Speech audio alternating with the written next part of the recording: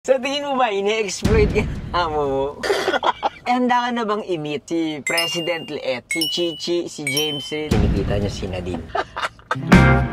Okay, nandito kami ngayon sa sasakyan ni Buji Babiera, yung nagsa-story time. Story time. Kasama namin si Ponpon Alarcon, Diampon, nandun siya sa likod, kung nakikita nyo. Ito, meron siyang sarili niyang Ponpon camera. At gagawa kami ng Q&A dahil nagustuhan niya yung dati namin Q&A. Pero yung Q&A na mga sasagutin natin ngayon ay mga tanong nito ni Storytime. Ready ka na ba? I-hot seat mo ako, Tito Boy, handang-handa na kami. Ako nga pala si Buji at mahilig ako mag-story time. Kung di nyo pa ako pina-follow, i-follow nyo na ako. Okay, sino yung crush ni Ponpon Alarcon? Ano umiiwas na kami sa love team kasi yung content ng love team nakarely siya sa dalawang kampo. Sa kampo nung may-ari nung kabilang pusa tsaka dun sa kampo namin. Pagka hindi sumagot yung kabila tapos push ka lang ng push nung love team, magmumukha kang kawawa. Minsan hindi mo naman makokontrol kung ano yung gustong i-upload nung nila-love team mo. Dapat in sync kayo. It's gonna be... Marami natutuwa sa ganyan. Maganda siya kasi alam mo naman tayo mga Pilipino, mahilig tayo sa mga love team, di ba? So ano ba si Ponpon? Will ka o Dasbia? Will ka.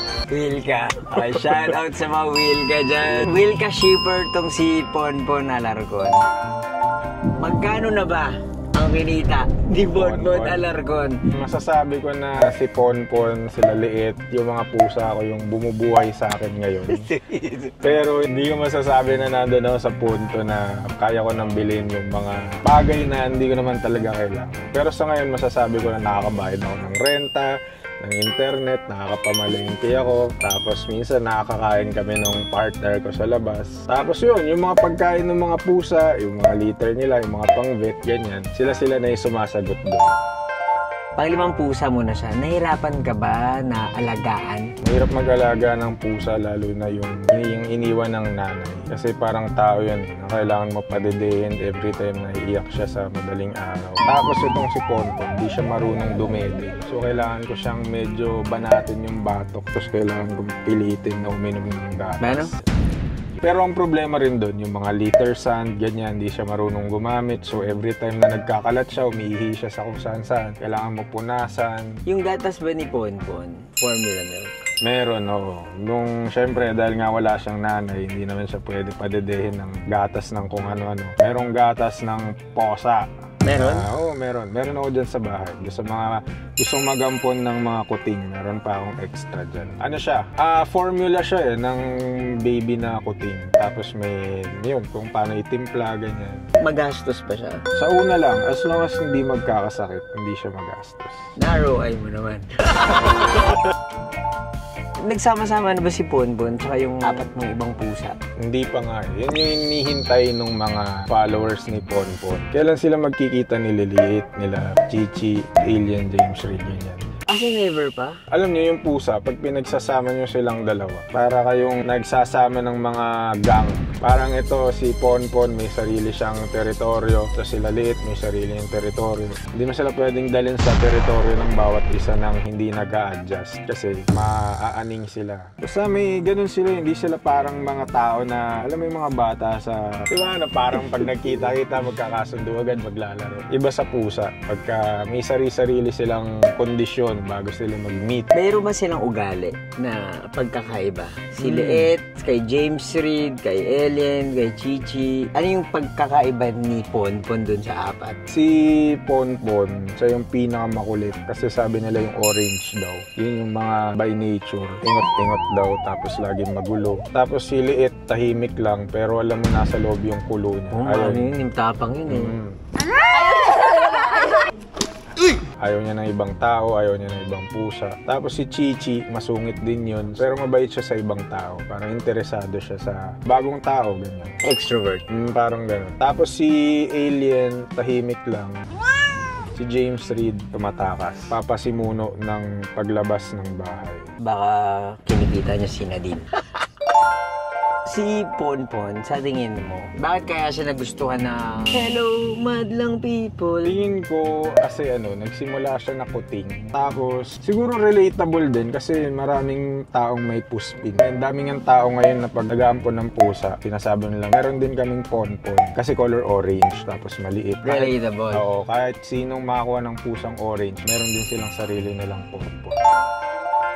Meron ba siyang exposure sa outside world o taong bahay lang talaga siya?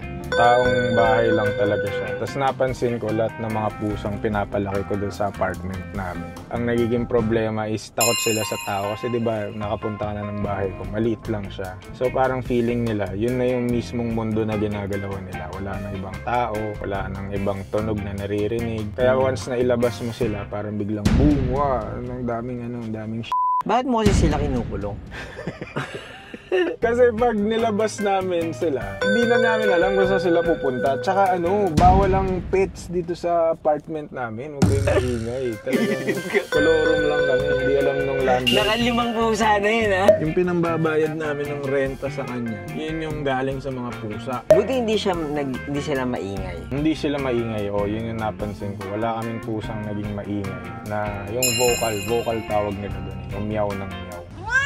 Wala kang pusang in-heat. Meron dati si Chichi. Yun yung problema. Pag in-heat, doon sila nag-iingay. Alam ko wala pa siya elementary school, ganyan. Ano yung mga pangarap niya sa buhay? Anong gusto niya maging paglaki niya? Hindi ko masasagot kung ano yung mga pangarap niya. Pero ang pangarap ko sa kanya is mabili namin lahat ng mga kailangan naming bilhin. Mga unlimited supply ng cat food. Gusto mo lumabas?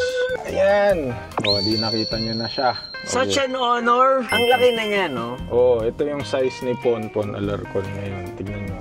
Hindi siya kalaki. May anti-rabies yan? Wala pa. Hindi pa. Pero na siya. For schedule na siya na magpa-anti-rabies. Tingin mo, hinahanap siya ng nanay niya, hinahanap na ba siya ng mga kapatid niya? So tingin mo may hinanakit siya sa magulang niya? Siguro meron. Kasi iniwan siya sa kalsada. Kaya hindi niya alam kung ano yung dahilan, bakit siya iniwan, ganyan. Pero hindi pa niya nakikilala kung sino yung mga tunay niyang magulang talaga. Ponpon, nanonood ang nanay mo. Anong gusto mong sabihin sa kanya? Hindi ko kayo bibigyan ng Sa tingin mo ba, ini-exploit yung amo mo? Oo, sobra!